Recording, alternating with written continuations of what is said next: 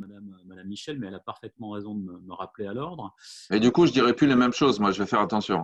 Oui, maintenant que Madame Michel nous a demandé d'enregistrer, effectivement, on est sous surveillance. Donc, l'idée, effectivement, c'est de dire le lobbying, donc c'est d'une certaine manière assez facile à concevoir. Hein, donc, c'est des structures de représentation d'intérêts plus ou moins développées, plus ou moins d'ailleurs mises en réseau, qui ont pour intention de peser sur le processus décisionnel et législatif. En l'occurrence, pour ce qui nous occupe aujourd'hui, le processus décisionnel et législatif de l'Union européenne. Donc, on l'a vu, hein, un des premiers outils fondamentaux, c'est l'ensemble des outils de veille, évidemment. Et puis après, tout l'ensemble des techniques qui sont utilisées pour produire de la pression, de l'influence. Et donc, ça part des relations publiques. Hein, je pense que Philippe Guillaumet reviendra. Tu le disais, Philippe, de l'intelligence économique. Produire des rapports, c'est-à-dire des données ou de l'information stratégique, faire du plaidoyer aussi, hein, c'est-à-dire plaider une cause. Et donc, j'ai bien vu ta référence à Hirschman, hein, Exit Voice Loyalty. Donc, évidemment, l'enjeu, hein, c'est d'exprimer entre ces différentes possibilités, hein, de sortie du jeu, ce qui n'est pas toujours possible, typiquement comme une grande autorité public et le port de Marseille, sortir du jeu européen, ça paraît difficile. La voice, c'est une voix, la loyalty, c'est une forme de soumission. Donc, et finalement, le lobbying permet, hein, de ne pas être complètement astreint à cette position ternaire. Le deuxième élément, c'est de comprendre aussi que, Philippe Guillaumet l'a dit, on intervient directement ou on intervient indirectement. C'est-à-dire qu'on peut, en tant que typiquement le Grand Port de Marseille, ou des très très grandes organisations du même type, publiques ou privées, peuvent avoir un bureau ou un représentant permanent auprès des institutions européennes. Mais elles peuvent aussi soit se mettre en réseau avec d'autres organisations du même type, et donc là, l'Association des ports de Méditerranée, on voit que c'est une structure de représentation d'intérêts qui voilà, coordonne, aligne un peu les positions, les réclamations auprès des institutions européennes, mais ça peut être aussi, hein, faire appel à des cabinets d'avocats ou des cabinets de communication stratégique qui ont pignon sur rue à Bruxelles et qui peuvent aider de manière plus conjoncturelle, pour le coup, des structures. Donc le lobbying, c'est un peu tout ça. Hein, et donc, ce qu'on aimerait vous montrer avec Philippe Guillaume aujourd'hui, c'est qu'à Bruxelles, le lobbying est extrêmement important pour des raisons assez faciles à comprendre. C'est qu'on est, comme à Washington, hein, dans un État fédéral ou presque pour l'Europe. Hein. Et donc, tout se passe dans la capitale fédérale, tout se passe à… Alors, l'Union européenne n'est pas une fédération, je le sais bien, il y a peut-être mes collègues juristes qui nous écoutent, donc je ne dis pas que c'est une… Mais ça ressemble à une fédération. Et donc, dans une capitale presque fédérale qui est Bruxelles, eh bien, on a l'ensemble finalement des intérêts qui vont s'organiser pour être au plus près des institutions de gouvernement, là où se font les décisions. Et donc, c'est la raison pour laquelle le lobbying, on peut dire qu'il naît politiquement et institutionnellement à Washington. Hein, c'est une des premiers spots, si Philippe, tu me passes l'expression, de lobbying et de lobbyistes historiques. Mais aujourd'hui, hein, évidemment, la capitale fédérale européenne, qui est Bruxelles, elle aussi, finalement, on va vous le montrer, hein, je vais vous donner des éléments là-dessus, accueille beaucoup de lobbying, de lobbyistes, officiellement et aussi de manière plus informelle, c'est-à-dire que le travail d'influence se fait aussi à côté de ces structures de représentation d'intérêt. Donc, 11 801 à 11 641, alors ce n'est pas le décompte, hein, des voix en Pennsylvanie, c'est le titre d'un article, hein, ou en tous les cas les éléments d'un article qui avait été publié il y a quelque temps par Courrier International, avec cette idée que Bruxelles bat Washington. Hein, et donc, on a aujourd'hui plus de lobbyistes, 11 801 déclarés à Bruxelles qu'à Washington, 11 641. Donc là, on voit, hein, une vue du Parlement, des bâtiments du Parlement européen à Bruxelles, que vous connaissez très bien, Monsieur Guillaumet. Et où je vous ai croisé quelques fois. Et donc, du coup, hein, là, on a, hein, évidemment une mesure. Hein. On prend la mesure et encore une fois, c'est la partie, on pourrait dire, presque émergée de l'iceberg. Et donc, aujourd'hui, on a plus de lobbyistes et de lobbying à Bruxelles qu'à Washington. C'est dire finalement si le phénomène est important. Je vous envoie l'article, hein, l'article de Courrier International, qui lui-même était, comme c'est le principe d'un Courrier International, une reprise d'un article du Corriere della Sera qui revenait, hein, sur ce chiffre et qui montrer le rôle et le poids des lobbies à Bruxelles. Donc voilà pour l'essentiel. Alors, on va le voir hein, aujourd'hui. Hein, enfin, hier, je suis retourné sur le site de la politique de transparence de l'Union européenne et qui indique qu'on a encore franchi une étape puisqu'on serait à 12 036 entités de structures de représentation enregistrées hein, dans le registre de transparence. On va voir ce qu'est ce registre de transparence, mais c'est l'endroit où on trouve le chiffre officiel du nombre de... Ce qui est important de noter, Philippe, mais je pense que tu allais en venir, mais je te permets de faire une petite pause, c'est surtout euh, la diversité des établissements qui sont enregistrés comme lobbyistes.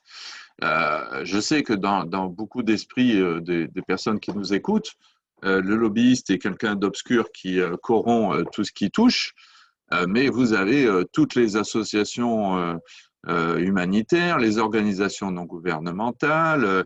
Il y a aussi des cabinets, bien sûr, qui représentent des intérêts que vous jugerez certainement douteux.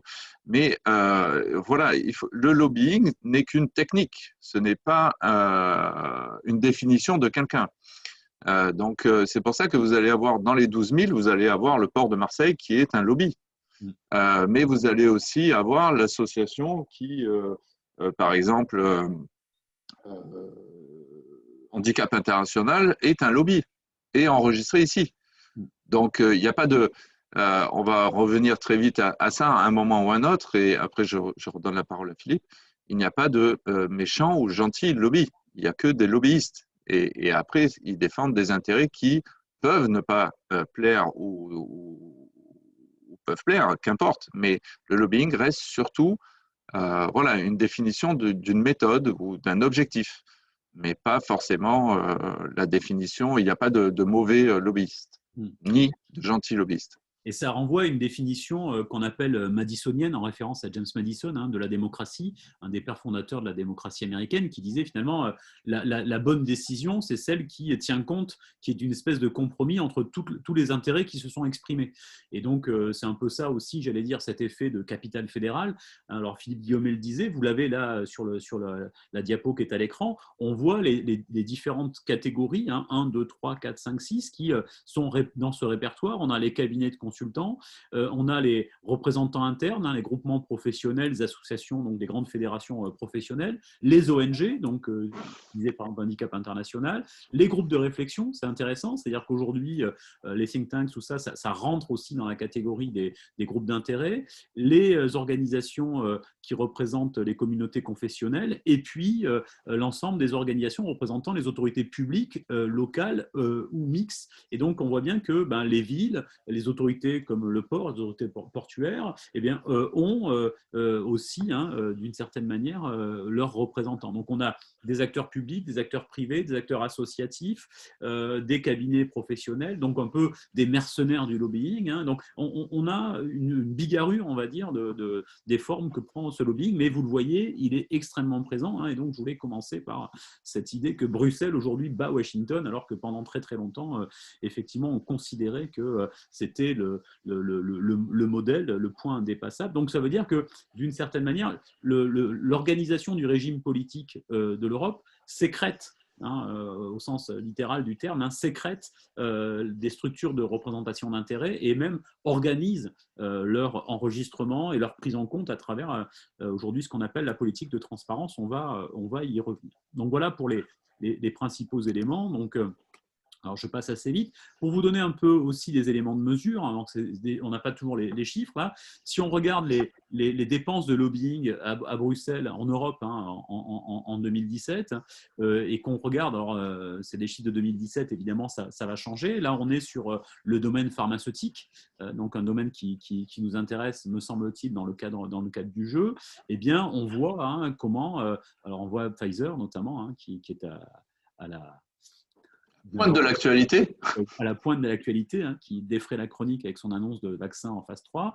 Et donc, on voit en fait hein, que c'est des millions et des millions hein, qui sont investis dans le lobbying qui est fait auprès des institutions. Hein. Donc, on a plus d'une centaine de lobbies qui sont enregistrés auprès de l'Union. Et là, on voit par exemple hein, le nombre de rendez-vous que ces groupes ont obtenus, ne serait-ce qu'au cours de l'année 2017. Alors, évidemment, on n'a pas les données sur 2020, mais on peut imaginer imaginer que le lobbying et les rencontres avec les grands laboratoires pharmaceutiques et les fédérations du médicament à Bruxelles se sont multipliées, évidemment, parce que c'est souvent lié à la conjoncture ou à un projet de législation qui va mettre l'accent. Voilà, si demain on a une directive sur la question de l'économie ou de la circulation maritime, enfin l'économie portuaire et la circulation maritime, évidemment, on aurait une augmentation des rencontres et possiblement aussi de l'argent versé dans les actions d'influence auprès des institutions. D'accord. Donc là, avec ces éléments-là, on a, j'allais dire, une prise de mesure qui est importante pour nous. Dernier point, alors j'arrive pas à me débarrasser de ce truc qui apparaît au milieu de mon écran, c'est la question de la place que les lobbies jouent finalement dans le processus décisionnel européen. Et donc, une bonne manière d'en prendre la mesure, c'est de regarder ce qu'on appelle les groupes d'experts. Et donc, en fait, les groupes d'experts, ce sont des groupes qui sont créés par la Commission européenne sur des domaines politiques, enfin des policy domains qui sont identifiés, qui peuvent d'ailleurs bouger. Mais ce qu'il faut comprendre, c'est que depuis la haute autorité, depuis 1952 jusqu'à aujourd'hui avec la Commission européenne, il y a des groupes d'experts, c'est-à-dire qu'il y a des grands responsables d'administration nationale, donc des grands opérateurs publics, des grands responsables de fédérations professionnelles par secteur privé, le pharmaceutique, le bancaire, l'industrie automobile, évidemment l'informatique et le numérique, qui travaillent quotidiennement avec les institutions européennes. Et ces groupes d'experts, ils sont souvent divisés en groupes de travail, en sous-groupes de travail. Et quand il y a un projet de règlement, de directive, évidemment, on va activer ces groupes d'experts de manière intensive. Et donc là, c'est intéressant. Donc là, on est sur le site de la Commission européenne et donc on voit comment la Commission européenne présente ces groupes d'experts. Donc, même si la Commission possède une vaste expertise en interne, elle s'appuie sur l'avis d'experts extérieurs pour garantir la qualité des politiques qu'elle élabore. Cette expertise peut provenir de groupes d'experts, de consultants extérieurs ou prendre la forme d'études, elle commande des études. Et donc, ce qui est intéressant finalement, c'est que ces organes consultatifs, que sont les groupes d'experts, eh bien, alors ils sont mixtes, ils sont composés, je vous disais, d'acteurs privés, associatifs, publics, etc. Ça dépend des domaines, mais historiquement, c'est-à-dire depuis 60 ans, ils sont des parties prenantes, des stakeholders de première importance du processus décisionnel européen. Parce que, évidemment, si vous prenez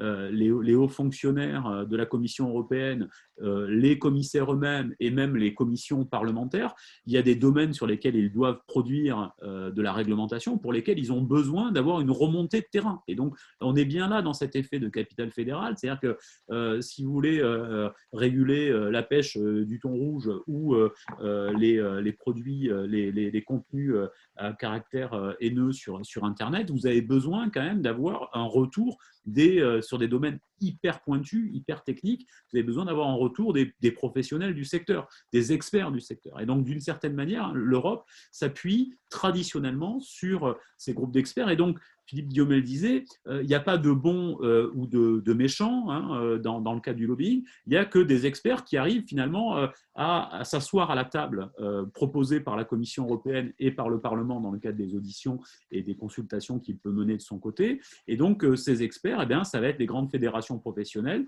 ça va être les ONG. Chacun est capable de produire, évidemment, des données, une expertise utile à la décision. Et donc, évidemment, ça ne veut pas dire qu'il n'existe pas d'autres formes d'influence, etc. Mais c'est principalement pour cette raison-là que vous avez sous les yeux que le lobbying est un phénomène aussi massif et on pourrait dire aussi normal et banal à Bruxelles. Donc Philippe, je ne sais pas si tu veux compléter.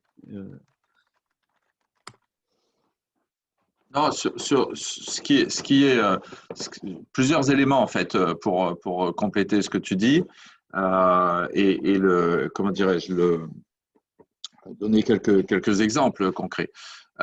Effectivement, alors ce qui est étonnant, c'est que les lobbyistes sont parfois invités dans les groupes d'experts. Les groupes d'experts font partie souvent de lobbyistes. Donc il y a quand même, ce qu'il faut noter, c'est la grande,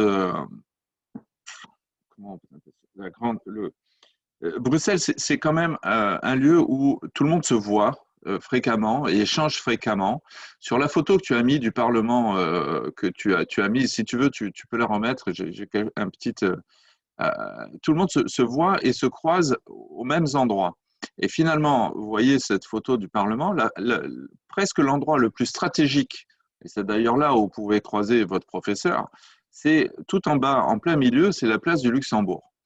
Et cette place du Luxembourg, c'est presque l'endroit le plus stratégique de Bruxelles, puisqu'elle va donner sur la rue du Trône, si je me rappelle bien, et elle est le lieu où vous avez quantité de brasseries où, en fait, les parlementaires et surtout les assistants parlementaires ont l'habitude de se retrouver le soir et tous les lobbyistes avec.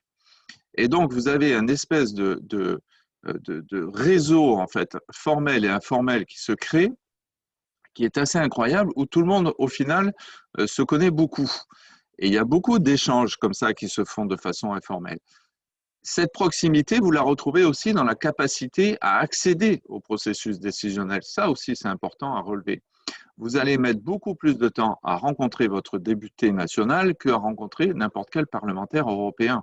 Il y a une, mais Philippe l'a dit, parce que par nature, mais il y a une plus grande accessibilité à Bruxelles. On dit que c'est un, comment dirais-je, quelque chose de technocratique. Je vous garantis que pour moi, c'est complètement faux au sens où presque n'importe quel citoyen peut très vite avoir accès à un député. Très, très vite. Et si ce n'est à son député, l'assistant parlementaire.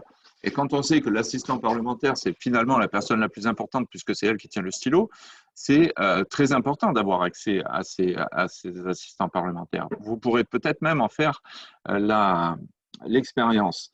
Et puis, toujours pour compléter, encore une fois, hein, pour donner quelques éléments illustratifs de ce que dit Philippe, il y a à Bruxelles obligatoirement, et quand vous commencez, l'obligation de se créer ces réseaux.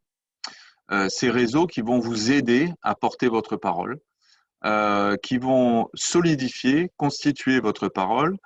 Et c'est là où on va parler de lobbying indirect et direct. Vous allez fédérer autour de vous des positions. Ça, je vous dis ça, c'est le départ d'un coaching pour vous dans le jeu qui va commencer. Je finis le mail que j'étais en train de vous dire. Donc, tout le monde me laissera, ceux que je coach me laisseront leur adresse email sur la mienne d'adresse et je vous recontacte pour fixer un kick-off meeting du coaching tous ensemble. Donc, tout ça, c'est des éléments. En fait, quand vous commencez à faire du lobbying, vous avez deux choses à faire. Un, vous fixez des objectifs et deux, trouver le réseau par lequel vous allez pouvoir les atteindre, ces objectifs.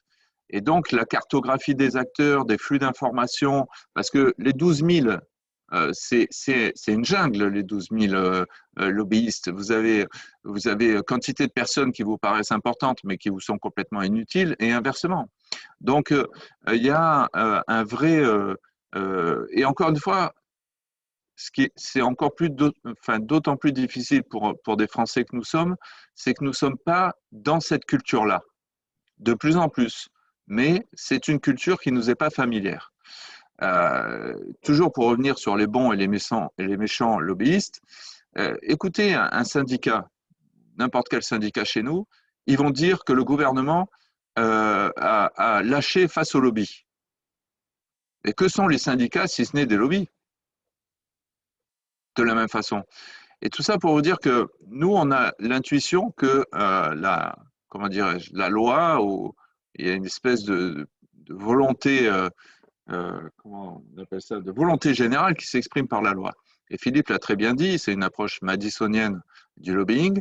Là-bas, vous êtes sur une idée que, alors ça pose d'autres questions, hein, sur l'accès à la décision, la puissance financière qui fait que vous pouvez être plus entendu que d'autres. Je ne dis pas le contraire, mais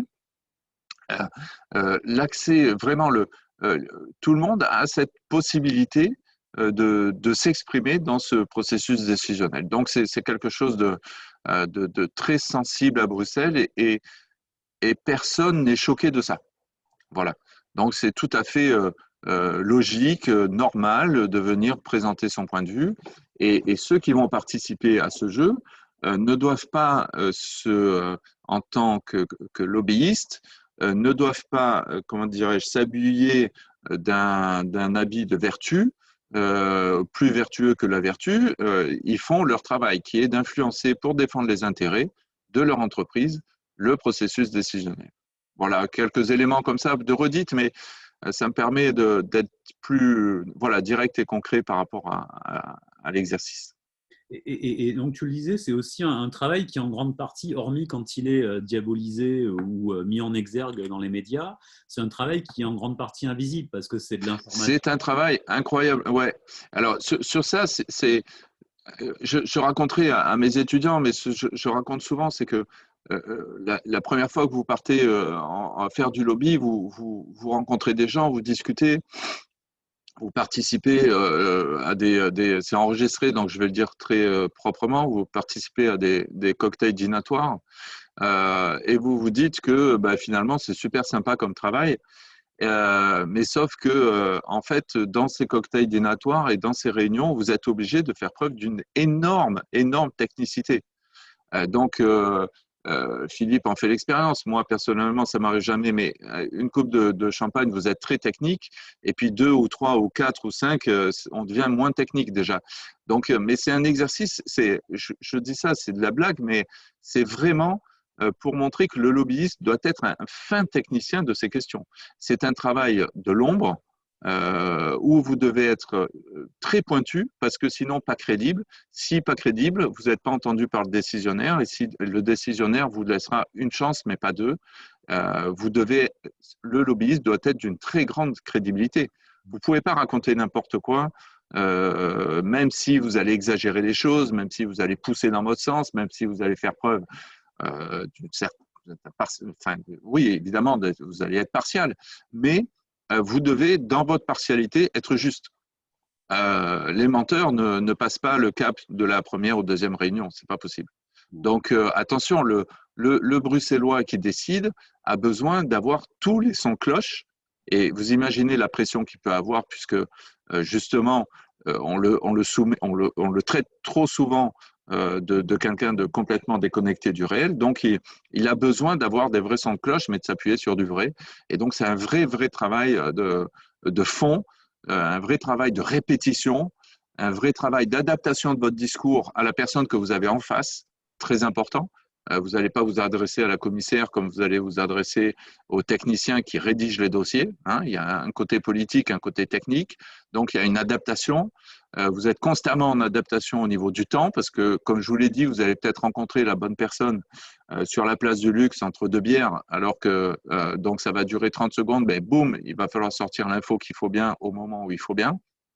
Alors que tant vous allez avoir toute une heure pour expliquer vos éléments à une autre personne dans un bureau du Parlement. Donc, vous voyez, vous avez quantité d'aspects, mais surtout, vous devez avoir un discours tout le temps prêt, techniquement étayé, un discours de vérité, même si c'est la vôtre, mais un discours de vérité. Voilà.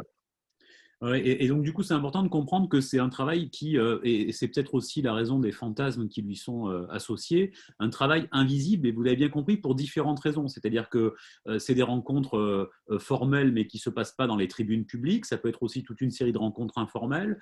C'est des liens qu'on tisse durables et qui ne font pas l'objet d'une médiatisation systématique.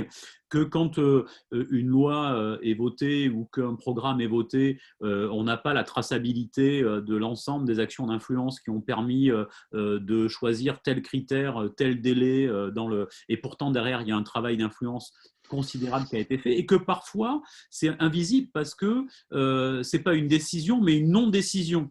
C'est-à-dire qu'au lieu d'activer un processus de législation ou de réforme, eh bien on va le geler et c'est l'enjeu du lobbying, c'est justement qu'il n'y ait pas de décision. Et donc la non-décision, il y a tout un courant justement en sciences politiques d'études de la non-décision, c'est vraiment quelque chose qui est invisible et qui souvent est l'action, hein, typiquement interdire un produit ou interdire un composant, ben, c'est le fait que ça n'intervienne pas ben, pour des lobbyistes et des défenseurs d'intérêts. En 2000, pour donner un exemple très concret, en 2014, la Commission voulait relancer une réforme des services portuaires. La position française soutenue par l'Espagne et l'Italie était de prendre aucune décision, c'est-à-dire de ne pas réformer. Donc, c'était la décision de ne pas décider et de ne pas modifier l'existant. Donc, effectivement, hein, tu as tout ce système. Encore une fois, c'est ton environnement. Tu le changes pas, ou s'il doit changer, tu fais en sorte que ça soit que sur que les impacts soient positifs, ou en tout cas, tu vas minimiser les impacts négatifs. Et donc, cette idée, évidemment, entre la non-décision et la décision, il y a toute une gradation de possibilités d'influence. Alors, de fait, il faut comprendre que derrière cette invisibilité un peu, j'allais dire, structurelle des actions d'influence et du lobbying, évidemment, les institutions européennes, elles ont contribué pour se moraliser, pour sortir de l'ambiguïté ou des critiques, elles ont contribué à mieux visibiliser. Hein. Et donc, ce que je vous ai montré tout à l'heure, là, typiquement, alors, ce truc m'embête parce qu'il est tout le temps en plein milieu. Mais voilà, le registre de transparence, typiquement, hein, qui existe depuis le début des années 2010, eh bien, il contribue à dire à l'ensemble des citoyens, des médias, des ONG qui s'alertent du poids des lobbies, de pouvoir accéder à l'ensemble de l'information. Donc, c'est ce qu'on appelle la politique de transparence, hein, dont on n'a pas besoin d'expliquer l'étymologie, hein, évidemment. Donc, là, vous allez sur le site de la Commission, vous avez la composition de l'ensemble des groupes d'experts, là aussi, politique de transparence. Hein. Donc le registre hein, qui enregistre les différents représentants d'intérêt, donc l'ensemble des rencontres, etc. Donc bon, évidemment, je ne vais pas en faire le détail, mais donc vous voyez qu'on visibilise l'invisible d'une certaine manière pour sortir un peu des critiques et notamment de cette idée qu'il y aurait de la corruption larvée, etc., etc. Alors, bon, en même temps, et je voudrais simplement illustrer ce que disait Philippe Guillaumet tout à l'heure par sa propre expérience de la place du Luxembourg à l'heure du happy hour, on voit que ça se joue, hein, les institutions européennes, sur un tout petit espace. Hein. Tout à l'heure, la photo que j'ai montrée, on voyait d'ici le Parlement, hein, à peu près d'ici, très précisément, si vous voyez ma flèche, ouais. Ouais. Donc la photo a été prise comme ça tout à l'heure. Donc on avait le Parlement avec effectivement ici le fameux caprice des dieux. Donc là, ça c'est la zone du Parlement. Hein. C'est une zone assez importante dans le quartier européen. Ici, on a la zone du Conseil. Et là, ici, on voit une partie du Berlaymont, hein, le bâtiment du Berlaymont. Donc, ça se joue à quelques rues. Hein, et donc, ça se joue à quelques rues. Hein, donc, je vous remets ici un schéma avec les rues. Donc, on a la commission, donc, les bâtiments du Conseil et puis le Parlement dans le prolongement. Et donc là, regardez, il y a quelques temps, hein, a été publié, alors si je mets comme ça, c'est possible, ouais, a été publié hein, par la presse les zones où se situent les principaux cabinets de lobbying et représentants d'intérêt. Et donc, on a évidemment donc, plusieurs quartiers, hein, notamment le square de Meuse et ses alentours, autour du rond-point Schuman. Hein, vous avez ici, hein, vous voyez le bâtiment de la commission que j'ai montré tout à l'heure, les bâtiments du Conseil, ici le Parlement. Donc là, hein, vous avez dans cette zone-là beaucoup de cabinets, d'avocats, de grandes agences hein, de conseil en communication, de fédérations professionnelles, mais plutôt ici du côté du square de Meuse, et ça va jusqu'à une zone, vous le voyez, qui n'est pas très, très, très éloignée. Donc, si on regarde les données qui sont publiées, on voit hein, où sont situés les différents acteurs, hein, et donc là, notamment, la fédération, le patronat européen, Business Europe, mais aussi bon, le CEPS, qui est le fameux think tank historique hein, des affaires européennes, Monsanto, hein, Troyes, Bayer, et donc on voit qu'ils se situent tous hein, finalement dans un périmètre qui est très proche hein, physiquement au sein de la capitale européenne. Voilà. Et donc et même, hein, j'allais dire, les lobbies dont j'ai parlé, les lobbies anti-lobby ou les ONG comme Oxfam et Greenpeace, hein, qui sont finalement elles aussi dans un périmètre assez restreint dans la géographie, dans la cartographie urbaine de la capitale européenne. Donc, c'est exactement ce que vous disiez tout à l'heure, Philippe Guillaumet, c'est-à-dire que c'est vraiment ça la bulle européenne. Hein. Ce n'est pas simplement une bulle numérique, hein, c'est aussi une bulle physique. La bulle européenne, c'est le district, le quartier européen, c'est quelques rues et tout le monde se croise, et notamment, il y a des lieux stratégiques, hein, tu le disais, Philippe, il y a des cafés ou des bars ou des brasseries où on sait qu'on va croiser certains groupes de parlementaires ou certains services de la Commission, et donc il y a une espèce de science pratique, hein, j'allais dire, de la ville et de quartier européen de la ville. Et donc, ils sont implantés là. Hein, et donc, il y a même notamment Corporate Europe Observatory, qui est un lobby anti-lobby hein, qu'on voit apparaître ici en bas, mais du coup, il y a il y a toujours cette bande là, que je n'arrive pas à réduire. Donc, si on regarde ici, Corporate Europe Observatory, on voit que c'est un lobby anti-lobby et qui organise en fait le lobby tour. Si vous allez à Bruxelles, vous pouvez prendre rendez-vous avec l'ONG et elle va vous faire le tour des plaques de cuivre, que vous avez l'ensemble des lobbies installés, des fédérations professionnelles installées dans le paysage urbain de la ville. Donc, c'est une bulle relationnelle, c'est une bulle, encore une fois, d'acteurs qui se situent dans la ville. Elle est souvent peu médiatisée. Ces relations sont souvent peu médiatisées, contrairement à ce que vous a montré Sandrine Roginski sur l'utilisation des médias et des réseaux sociaux numériques à Bruxelles. Et donc, c'est là-dedans que se jouent finalement les pratiques de lobbying. Alors, simplement pour vous montrer qu'il y a des acteurs qui suivent ça. Donc là, notamment, il y a LobbyFacts, qui est .eu, qui est une organisation qui suit en fait les activités de lobbying. Donc, vous pouvez trouver évidemment toutes sortes d'informations utiles, quel que soit votre rôle dans le jeu, et si vous êtes en lobby, mais aussi si vous êtes une ONG ou un acteur institutionnel, il faut connaître avec qui on travaille. Et donc, on ne l'a peut-être pas assez dit, mais les institutions européennes s'informent aussi sur les stakeholders avec lesquels elles constituent les groupes de travail, avec qui elles discutent, évidemment. Donc, la veille, elle est mutuelle, elle est réciproque, Philippe, je pense que c'est important. C'est aussi Corporate Europe Observatory qui publie chaque année avec cette image-là un Revolving Door Watch, qui est un observatoire de la circulation des acteurs entre les espaces privés et publics au sein des affaires européennes. Donc on le voit finalement, il y a tout ça contribue à visibiliser ce qui était invisible, avec l'idée qu'en visibilisant, on rend transparent, on rend plus moral ce qui est devenu la normalité du processus décisionnel européen. Donc voilà pour, j'allais dire, l'essentiel. Alors je voulais vous donner des éléments historiques sur la construction d'un rapport des institutions à l'Europe, mais je crois qu'on n'en aura pas le temps si on veut répondre à vos questions. Et je crois que Philippe, à moins que tu aies encore un élément, je pense qu'on a posé les éléments qu'on voulait poser, complètement, mais on est à peu près au clair. Et donc maintenant, on peut prendre quelques minutes pour répondre à vos questions.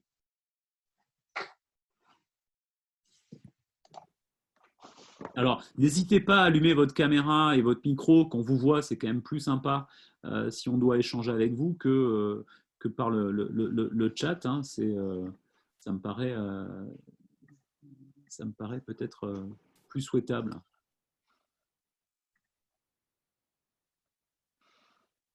S'il n'y a pas de main qui se lève, je vais juste, parce que je suis appelé à d'autres Teams ou Zoom conférences dans quelques minutes, dire à tout le monde que je vais vous laisser mon adresse email sur le chat.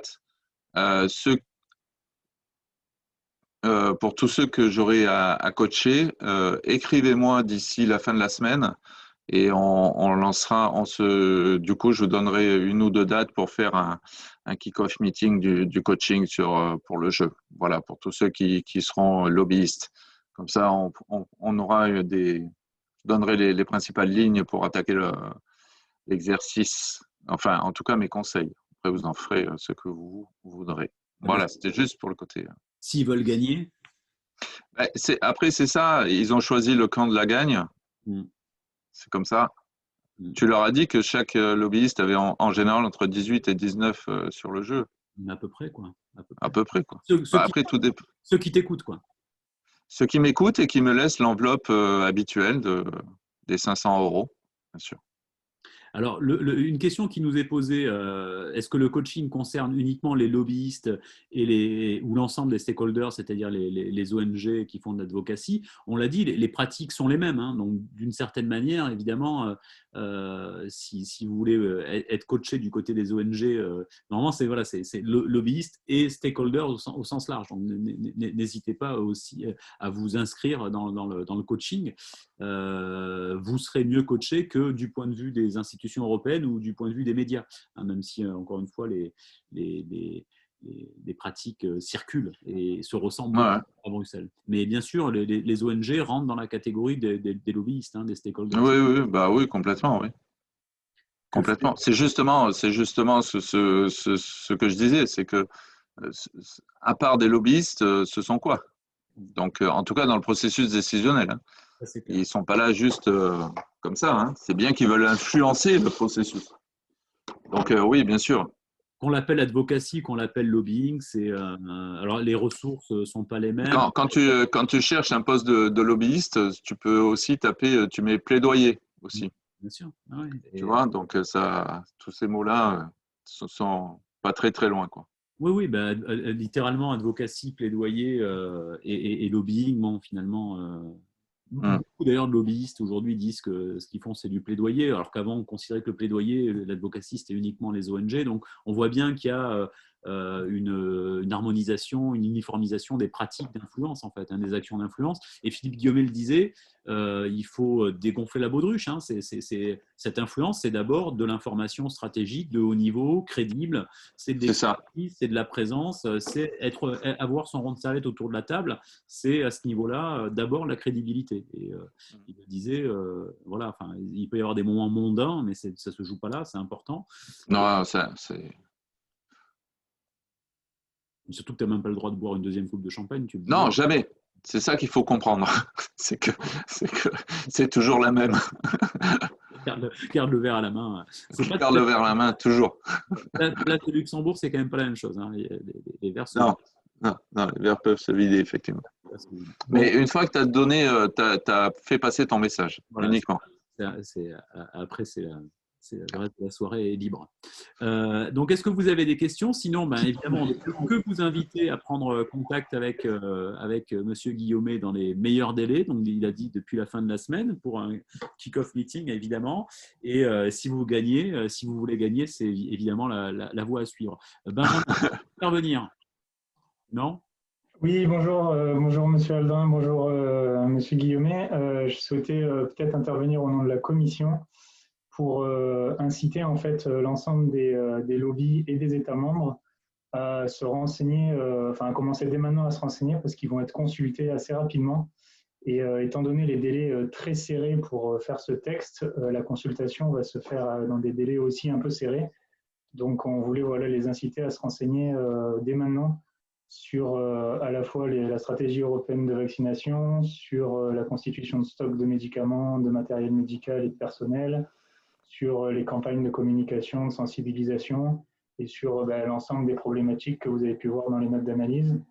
On va vous consulter notamment sur des questions très générales et aussi très techniques.